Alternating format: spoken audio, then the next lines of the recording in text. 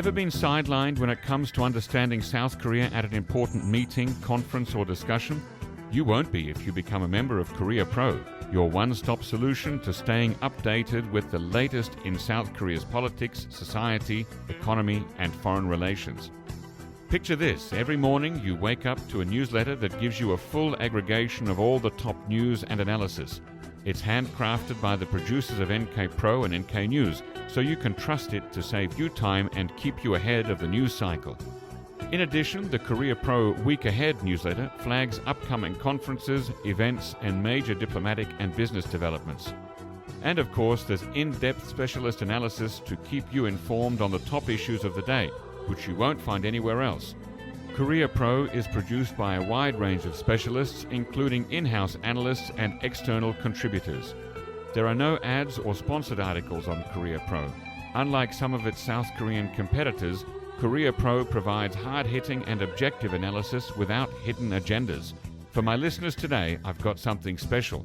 Use the coupon code PODCAST when you subscribe and get a 25% discount. Just head to koreapro.org/podcast. Use the coupon code PODCAST when you subscribe and get a 25% discount. Just head to koreapro.org/podcast. That's koreapro.org/podcast. Make the smart choice. Choose Korea Pro.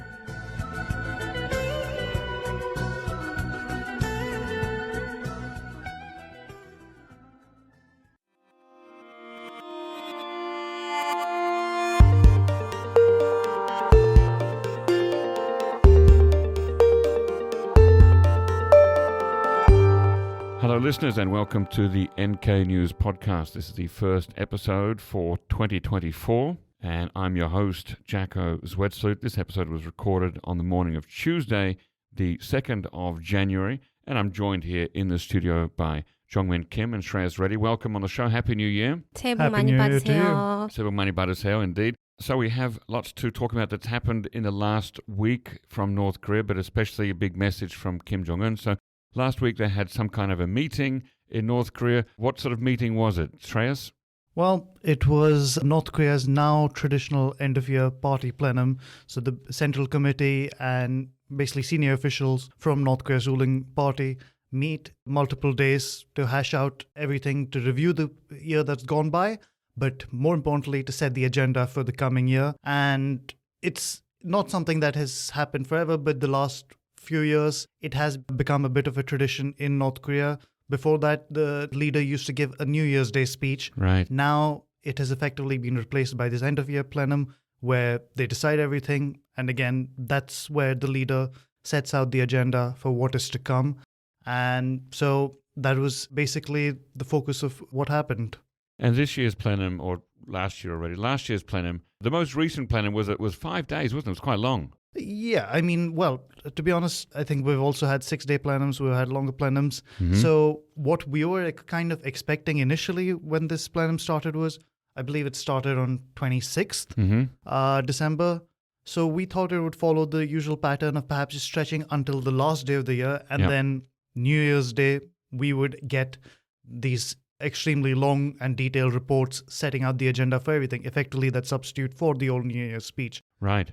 But much to our surprise, the plenum ended a day early. So it ended on 30th, and then on 31st morning, suddenly North Korean media started reporting on the events of the plenum, and yeah. Okay, so what were the events of the plenum? They reviewed the last year. What was the good news? I mean, so there was, on the whole, perhaps a more upbeat tone of the plenum compared to previous years. For example, last year, Kim Jong Un talked about the arduous struggles North Korea had gone through, North Koreans were going through, and that was obviously after multiple years of border closure due to pandemic, natural disasters galore, food shortages, economic problems, obviously COVID itself. But this year, there was a much more upbeat tone right from the start. The very first day, he hailed 2023 as a year of great transformation. And that was kind of what started filtering through over the course of the plenum. They were highlighting their successes in military development, their satellite launches, ICBMs. They were talking about uniform progress across the board economically. Like, honestly, unusually positive news economically, where they were saying it has effectively increased, the GDP has increased 1.4 times compared to 2020 baseline, which is a significant figure because you're not comparing it to a period when the pandemic, when they were struggling. You're comparing it to the last decent year North Korea would have had. Yeah, a 40% increase in growth in the economy over 3 years. That's quite something. Yeah. How realistic is that? To be honest, you'd have to say that, I think, first thing one has to clarify is North Korea has not given absolute numbers in several years.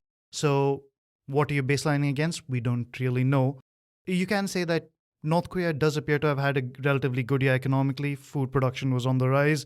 No natural disasters. Trade started to resume with key partners like China. But at the same time, there was other questionable aspects of this. For example, they said that they had 12 priority sectors listed as part of their 5-year plan and their agenda for this year, what they wanted to strengthen. And they said that they matched or exceeded targets in every single one compared to those levels from 2020. And that seems a little unusual. It's not, they may have had a good year, but a year that was that uniformly, consistently good, that seems a little unusual. And I also saw in one of the reports that, whether it was Kim Jong Un or somebody else, but there's a claim there that North Korea harvested more than the food it actually needs. They did actually claim that. And to be fair, we have seen estimates even from South Korean government sources that they did produce a fair bit more this year. But again, more than it actually needs. I think that's something that you'd have to have questions about, especially after the struggles of the last few years. One would assume they wouldn't have had much in reserve, given that they haven't had surpluses for a while. And the reports that came out almost a year ago from what was the UN agencies, right, that said that there was a food crisis in North Korea. And I mean, even North Korea admitted to that, to be honest. Right, but also, like, there were no in-country staffers from international organizations to monitor, actually. So these were predicted or guesstimation, really. Yeah, right. Very much. Right.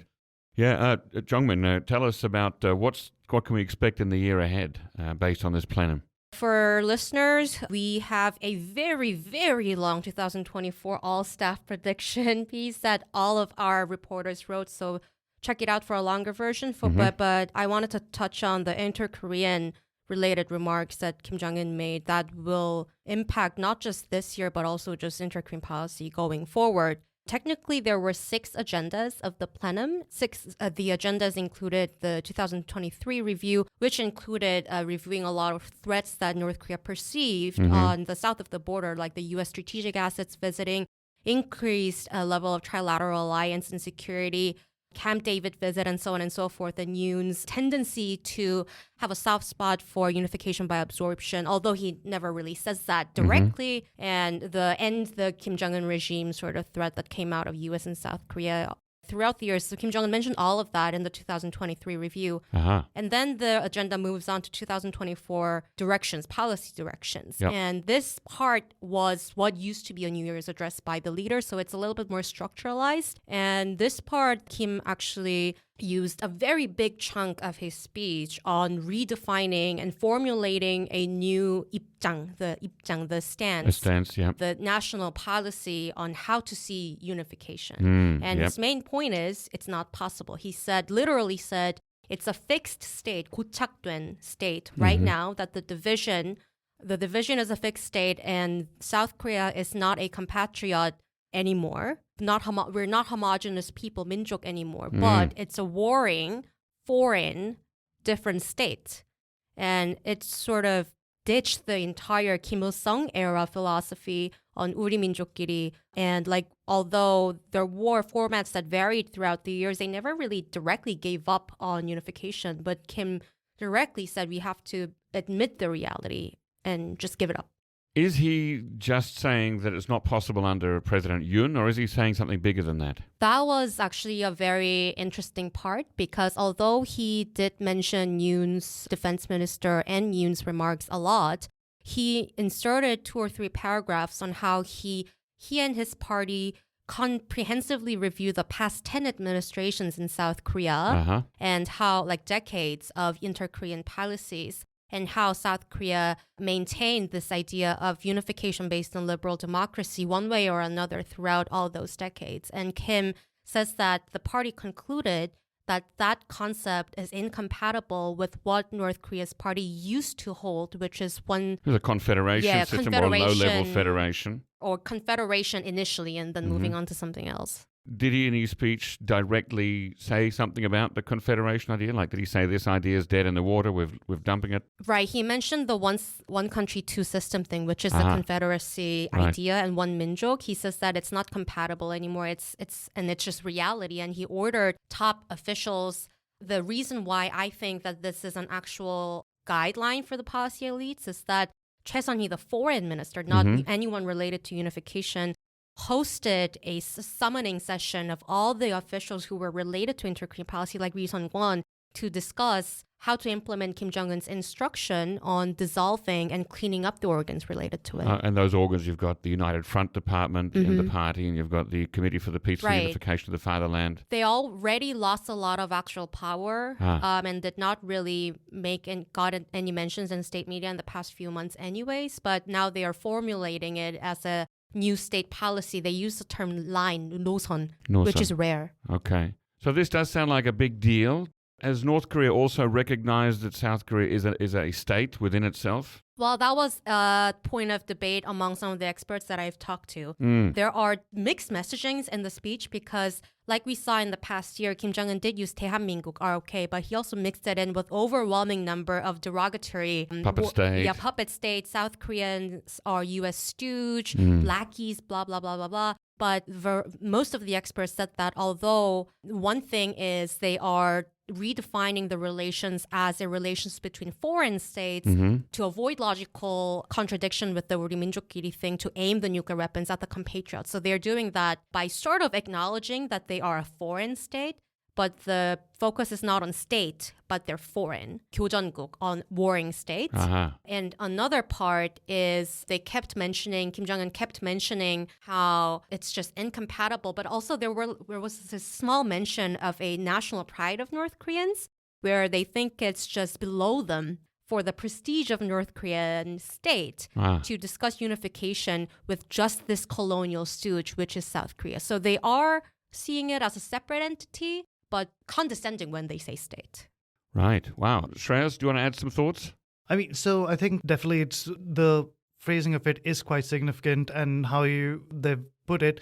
But one of the things that I also heard while talking to experts was that it's not just significant what they said, but also who said it. Because it's not just, at this point, it's not, let's say, Kim Jong-un's sister, Kim Yo-jong. It's not some other officials. It's Kim Jong-un laying out in surprisingly specific terms just how they feel about the prospects of unification with South Korea, and essentially saying they're still laying the blame firmly on South Korea. Of course, they're saying, look, our principles of unification are fair, just. We will always support our interpretation of unification. But South Korea has a completely different approach. This is the exact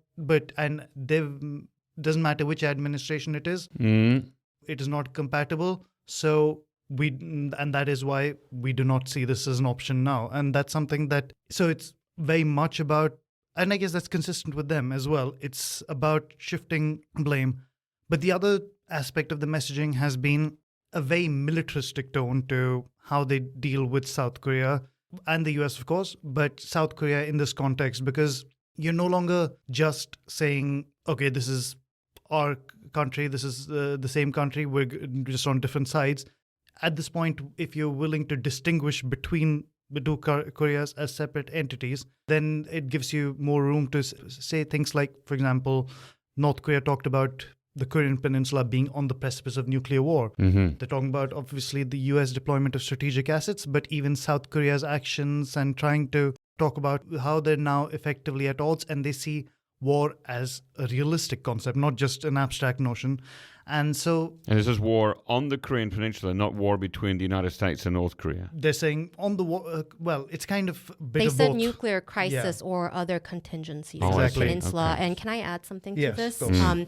In later part in Kim's speech, the part I talked about the unification was in the earlier part of Kim's speech. Yes. And then he goes on to talk about Biden, Kishida, and they all suck, blah, blah, blah. Mm-hmm. And then he goes further and say, I instruct KPA, the military, to prepare carrying out 대사변, great event, which is a term North Korea uses for milestone achievements like their first ever intercontinental ballistic. It's a big deal. Right. And he referred to this great event as subjugating Pyongyang, or conquering now foreign South Korean territory. And this part came right after talking about U.S. strategic asset threat. So it sort of implies that not only South Korean military action, but also U.S. actions near the peninsula or on the peninsula could trigger North Korea to consider that as an imminent threat and bring up the subjugation logic once again. So it was sort of the new unification policy or no unification policy sort of came with justifying the military plan that they have been working on, like tactical nuclear weapons aimed at South Korea. And they did also, he followed up on that as well on New Year's Eve. So after the plenum concluded, Kim Jong Un met senior military officials and again reiterated that same message. We're on the brink of a nuclear war. There's the chances of conflict will increase because of the US and South Korea. So we should be ready to deploy super powerful means, all means, including super powerful weapons. Was super powerful a direct quote? Yeah. So Wow. It was a very strange expression, but yeah, I think it's so.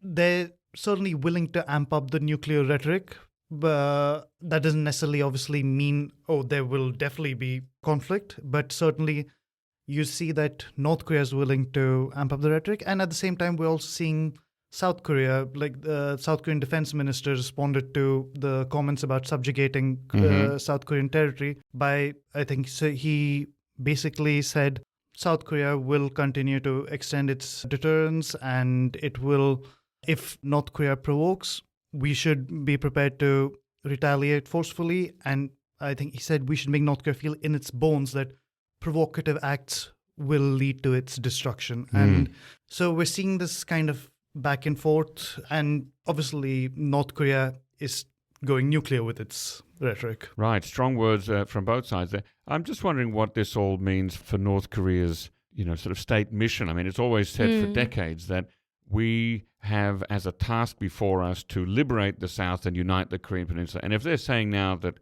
actually we're not really so interested in unification anymore, and that's an internal and an external messaging, right? I mean, they've always told their people and people who visit North Korea, we want unification. We're all about unification through, whatever means. But now it doesn't seem like they're so into that anymore. So what does North Korea make as its central mission now? What does that mean? Well, first of all, I totally agree that the philosophical part of all this is really, really important. Like some people might just see this as just rhetoric and just word like terminology change. But actually in hereditary dictatorship, like especially Kim families, ideology is one of the most important things that justifies and legitimizes the leadership, right? Yep. Like even the potential fourth generation Kim as well.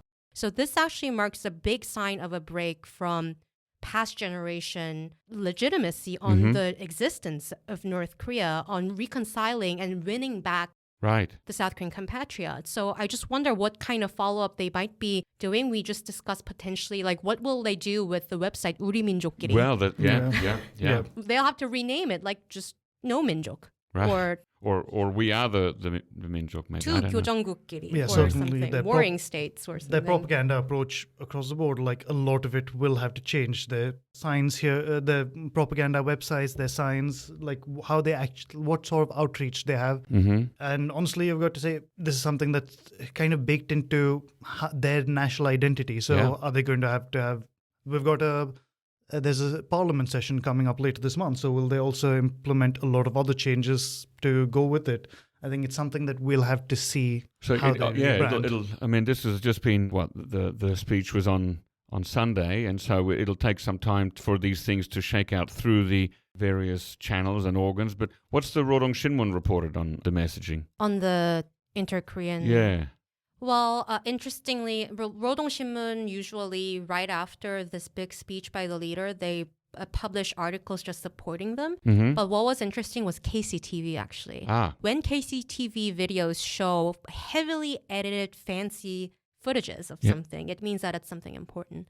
And when they were reporting on the plenum yesterday on KCTV, the state television, when Kim Jong Un was mentioning this 5-minute part about U.S.-South Korea relations and the unification issue, they showed like an edited footage of all the things U.S. strategic assets that visited South Korea that they lifted from South Korean media. And the photos of Yoon and Biden and Kishida together. So it seems like they are trying to emphasize this as one of the main parts of Kim's speech so far. Wow, okay. Tell us more about the reaction of the South Korean government. We've just heard some words from Shreyas about what the defense minister said. Well, what about President Yoon? He gave a New Year's Day speech yesterday. It was actually funny. We talked about this because Shreyas, didn't you say, like we saw that he said that North Korean leader's theme of the speech was like, we had such a great year. Yeah. But Yoon's speech started off with, 얼마나 힘드셨습니까? It must have been so difficult for you this year. Like a complete reversal from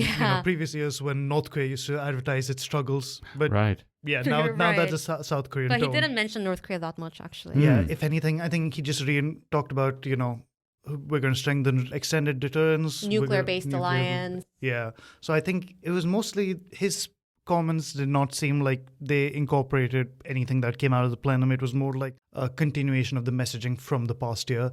If anything, I think South Korea so far, maybe it's still in New Year mode. Apart from the defense minister, no one has, at an official level, no one has, as of the time of recording, no one appears to have. And elections approaching, so the New Year's address this year, it has to focus on econ issues, which is the biggest one in the election year, parliamentary election. Right, his speech focused mainly on economic issues. Yoon's speech, that is, focused mainly on the economy. What are experts saying in terms of, does this bring us closer to war? Is this a real tension, a real crisis on the Korean Peninsula, or is this one of those cyclical things that we've seen many times before? I think it's kind of depends on who you ask. So some people will look at it and say this is a continuation of the past year of both sides amping up the rhetoric, but not necessarily driving us closer to actual conflict. But some others say a lot depends also on whether North Korea thinks it can get away with an actual attack. So it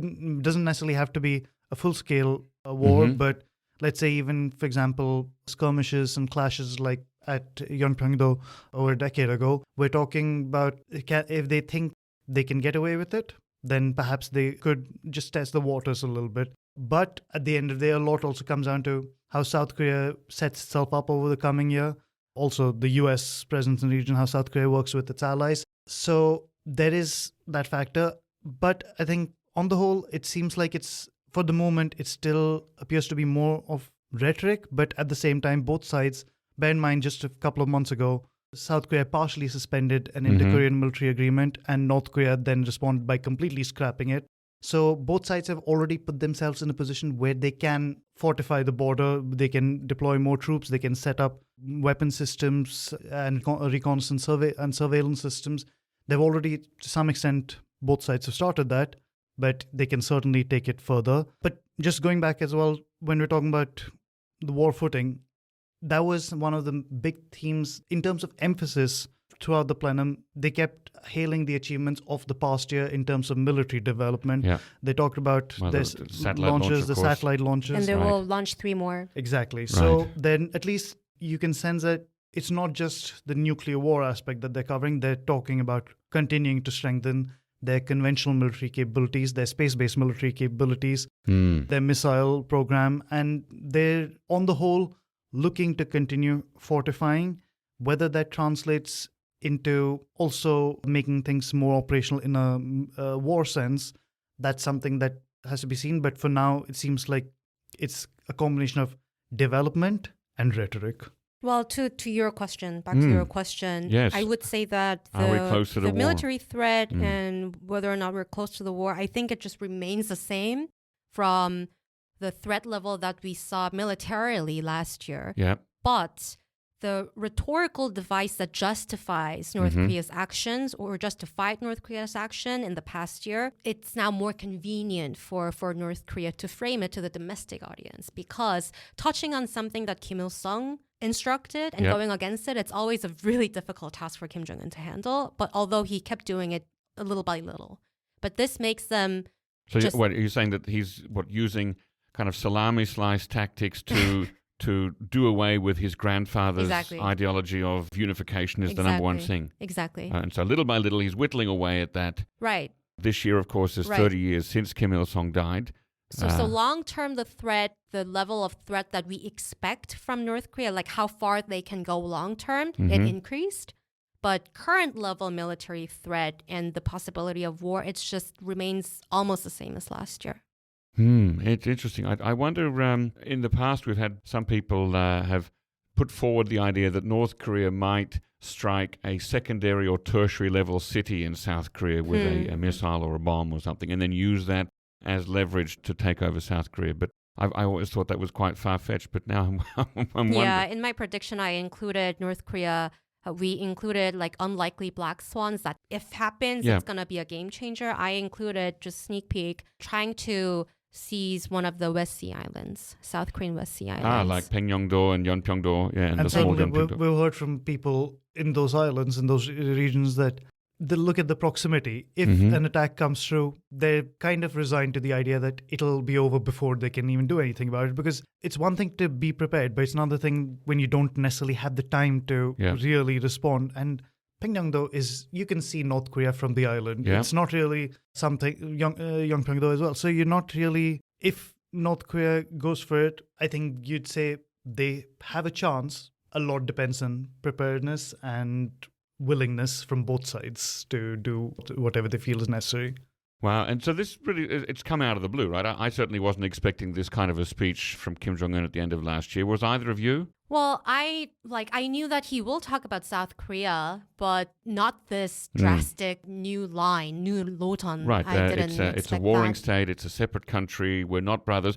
Tell me more, I mean, give us some of the wording that he used to say that we're no longer one race, or we're no longer one blood or one people. He said that he used a lot of very difficult wordings. Even in Korean. Yeah, even in Korean, it was difficult to translate. Let me just quickly check.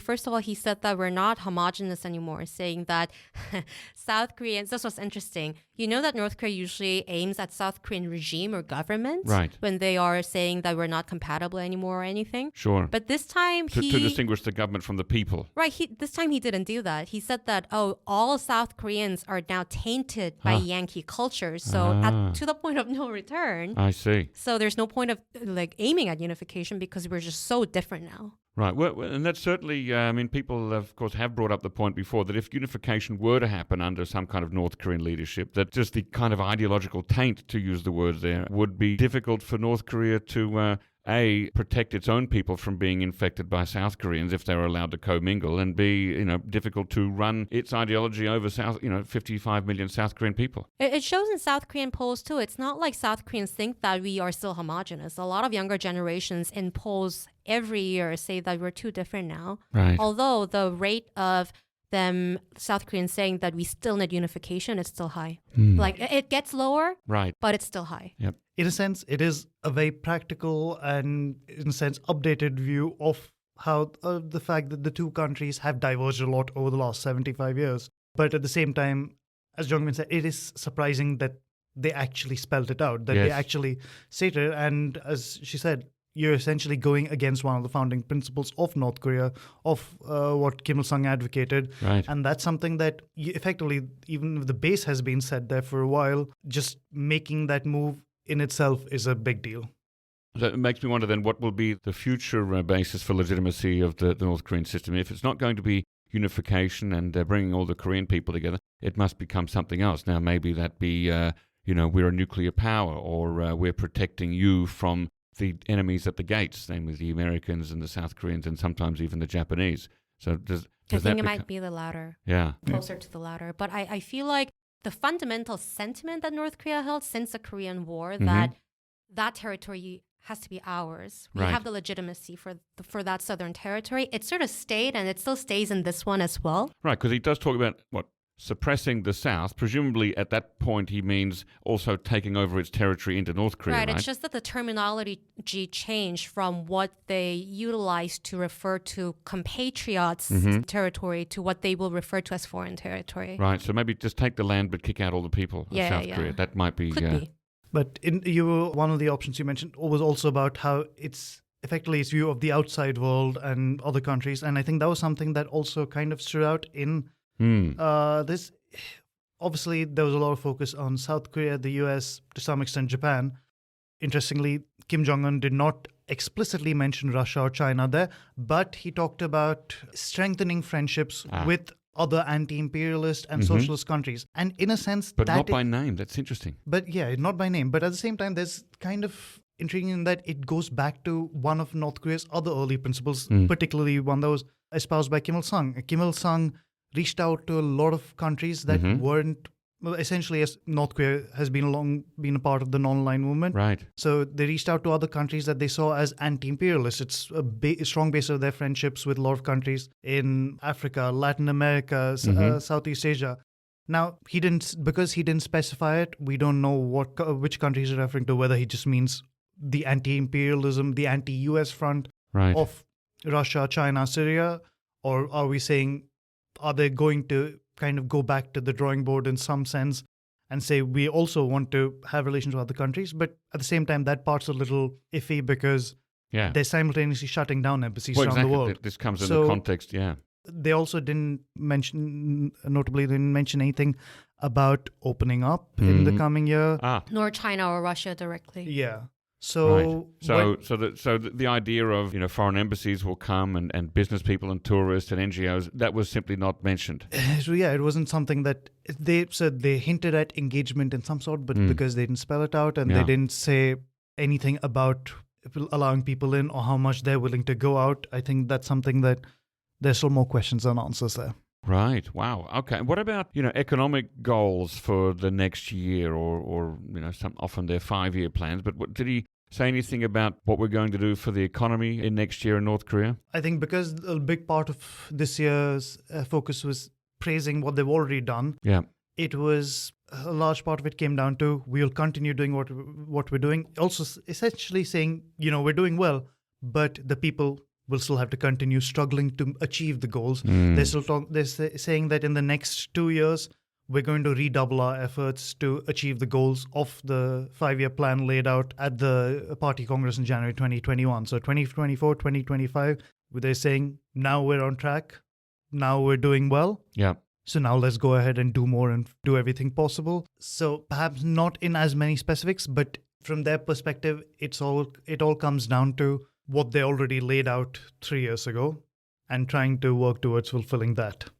Yeah, now we know that he set as a goal to launch 3 more military reconnaissance satellites because, as we've pointed out, I think before in the podcast and certainly on nknews.org, that you can't just have one reconnaissance satellite and have a good view of things on the ground. You need to have a network somewhere between 5 to 10. So ideally, so it's frequent. 5 would be a minimum. So they're going to put up another 3 this year. Yeah. And we expected that. We sort of saw that coming. Last year, he said, I want you to exponentially ramp up nuclear weapons production and improve missiles. Did he mention that again this time? He did. He said that basically they want to strengthen the base for nuclear production. So large-scale nuclear production, weapons production is on the agenda. Interestingly, he talked about nuclear weapons production plan of 2024, which was, it seemed more like an odd choice of wording. It felt more like it was saying in 2024, we're going to continue enhancing our nuclear weapons production.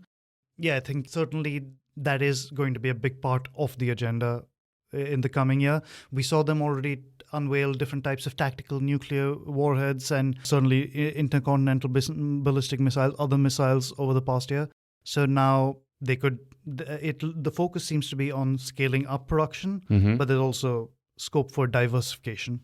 Especially in Navy, naval assets. Say more about that. What's happening in the Navy? Well, last year we saw this, I think, an important trend where Kim Jong Un started putting more focus on their Navy, the North Korean Navy, which was out of high spotlight for a few years, almost a decade. Except for when they had that the submarine being produced a few years ago, right? But then state media sort of stopped talking about that. And then now they are back on naval assets. And then when Kim Jong Un went to Russia, he visited related sites as well, right? So it was part of the military plans that they categorized in the plenum speech as well. And just to mention, they will probably try to time the reconnaissance satellite launch and other stuff in line with competing with South Korea, because South Korea also has a lot of plans to launch stuff this year. including reconnaissance satellites. Yeah. So North Korea might try to do it in April, So yeah, ahead of South Korean one. Has South Korea announced launch dates? Some of them, but it depends on the technological issue and also weather. Yep. But we'll have to see. But probably after winter, we will see some satellites launched again. But yeah, and going back to, again, the other strengthening of capabilities. So Navy, they're planning to strengthen shipbuilding, add more underwater and surface capabilities. So we can expect to see more submarine development, more shipbuilding. But also talking about it, last year we saw North Korea debut new reconnaissance and combat drones. Yes. They're talking about further development of their unmanned aerial capabilities. They're talking about boosting their electronic warfare capabilities.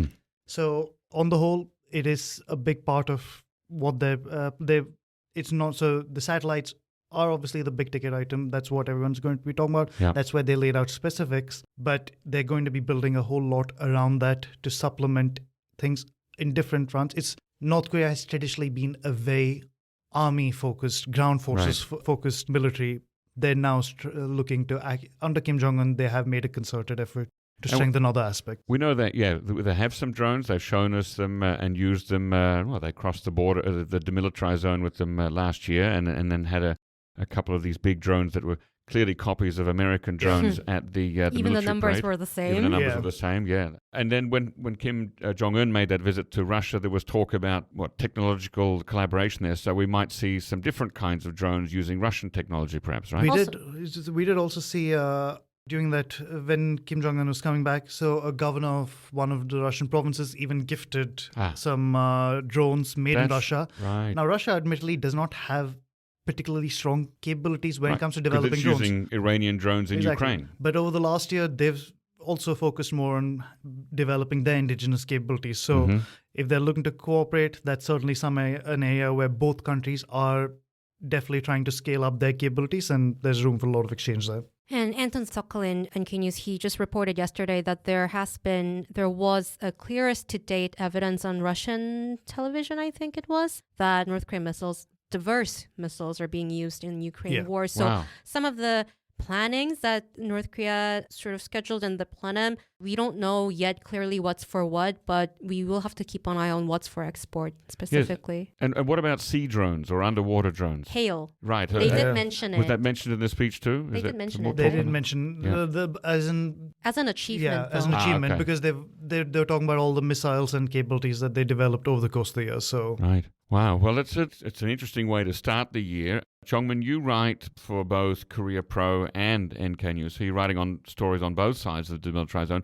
This looks like an interesting year. Interesting year for South Korean politics, actually. Just to link that, all the unification issues that we talked about to South Korean politics. Yes. South Korean political environment, it will be very, very dynamic and hectic this year. Throughout the year, it started off with a new interim leader who was former Justification Minister, Yoon's one of closest aides. Justice Minister Han Dong-hoon, was so popular with South Korean older women. And Lee Jae-myung is still the Democratic Party leader, but the establishment elite in the Democratic Party, Lee Na-gyun, he is quitting Democratic Party. He is creating a new party. He will be announcing it later this week. Ooh. And a lot of these South Korean politics actually revolve around who is pro-engagement or not when it comes to North Korea. And a lot of red baiting comes with that in South Korean politics, right? You saw it for past few decades while you're living here, probably.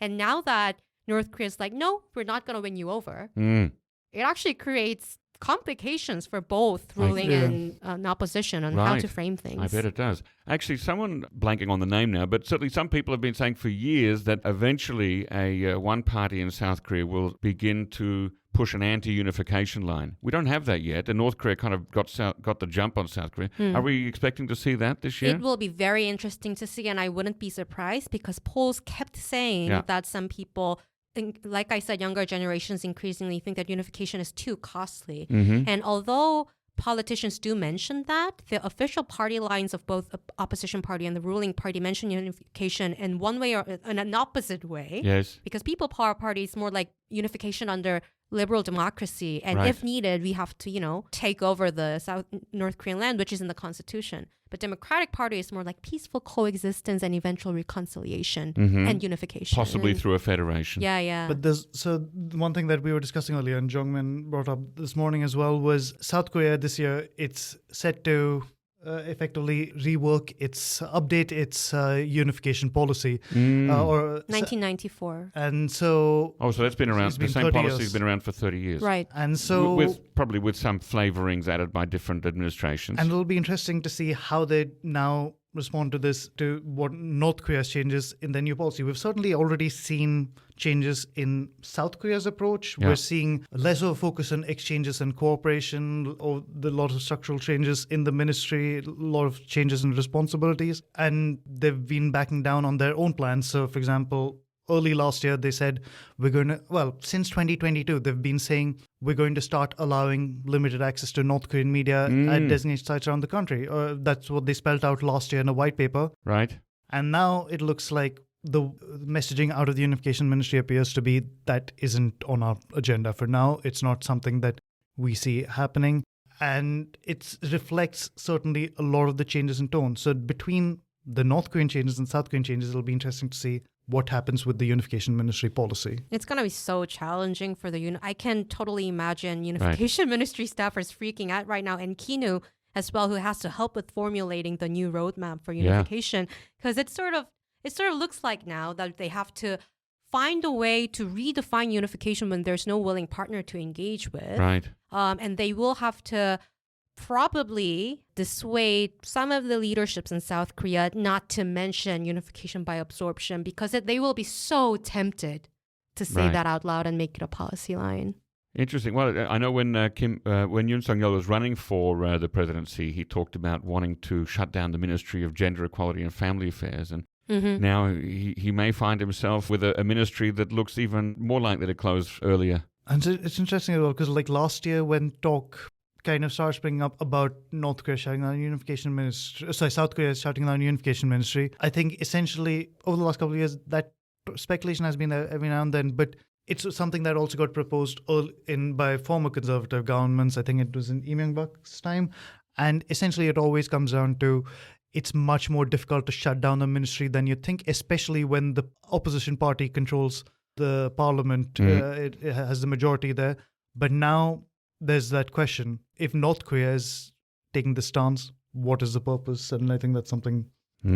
Okay, well, quick final thoughts. What are you expecting to happen next in inter-Korean relations? From where I'm standing, somewhat as an outsider, it feels like what is now happening, while admittedly bold, it still feels like, in practical terms, like a continuation of the escalation of rhetoric, of narratives that we've seen over the past year or two from both Koreas. And you'd say that what North Korea has done now appears to be somewhat drastic, takes it to the next level. But I think we're going to see perhaps some structural changes in both Koreas in how they approach inter-Korean relations. But fundamentally, I see it over the next year being more of the same. Of we're going to see tensions continuing to rise. We're going to see rhetoric continuing to rise. I'm not sure we'll see anything all that concrete just yet, but perhaps signs of moving towards that. From my end, next in inter-Korean relations actually will relate more to what happened last year, which was partial or total scrapping of the comprehensive military agreement. That will be more practical follow-up that will be needed from both Koreas. South Korea has announced that it will bring all the soldiers and weapons back to the guard post, but they haven't really announced that they actually done it yet. Yep. We might see loudspeakers back at the border. Yes. Things that CMA sort of stopped South Korea from doing, plus new things like deploying new drones at the border from the South Korean side that they developed all over the years. Right. And also, we will probably see the unification roadmap issue stir national controversy coming after this. Do we have a date for when that's supposed to come out? I think it has to be July because... Okay, so after the elections. I'll have to check again, but I think they were trying to mark the anniversary of the 1994 agreement. I think maybe it was June or July. But anyways, it's going to be summer probably. Right. Okay, well, that's a lot to look out for. Also, perhaps one or both Koreas will start leafleting again, the other side. It's another thing to watch out for. And as we mentioned earlier, some of those propaganda websites like Uri Minjokgiri and the DPRK today that deliberately target Koreans living outside the Korean Peninsula, we'll see whether they start changing in their messaging or shutting down completely, and also their YouTube channels. I just remembered one thing. Oh, go on. South Korea will be able to actually push forward with many of the things that they couldn't really find a way to handle because South Koreans and North Koreans were technically compatriots and, not recognizing each other as state and stuff, which is like legal stuff. South Korea did sue North Korea last year for the first time for blowing up the Inter-Korean Liaison Office, but there wasn't much progress about it. But there could be precedent-setting rulings this year related to this, maybe. It could be easier for South Koreans to do that. Okay, so lots of things to look out for. Thank you very much, Jeongmin Kim and Shreyas Reddy, for joining me on the first podcast for the year. It should be an interesting year in inter-Korean relations on the Korean Peninsula. Yep. Thanks for coming on. Come on again next time. See you. Thank you. Thank you.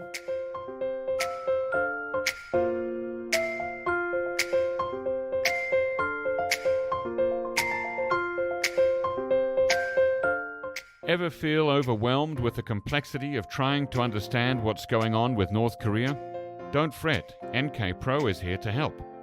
Built on the strong reputation of NK News, NK Pro combines decades of experience with cutting-edge technology to offer the best in North Korea-related information. Here's the deal. You get daily analysis and exclusive news, along with amazing research tools that let you tap into a vast range of open-source North Korean information, such as state media search and data extraction, real-time ship and aircraft movement tracking, and A to Z directories of people, companies, and organizations inside and outside the company. Yes, you heard that right. NK Pro is perfect for those in policy, business, and research who need quality, reliable, and timely insights. It's not just about staying informed, it's about understanding the key signals that can change the course of the future. So why wait? Dive deep into the realm of North Korea with NK Pro and navigate the landscape like a pro. After all, knowledge is power. Interested?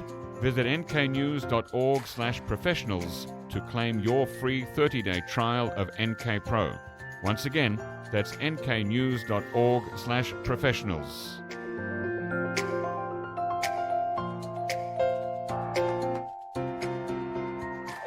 Ladies and gentlemen, that brings us to the end of our podcast episode for today. Our thanks go to Brian Betts and Alana Hill for facilitating this episode, and to our post-recording producer genius Gabby Magnuson, who cuts out all the extraneous noises, awkward silences, bodily functions, and fixes the audio levels. Thank you, and listen again next time.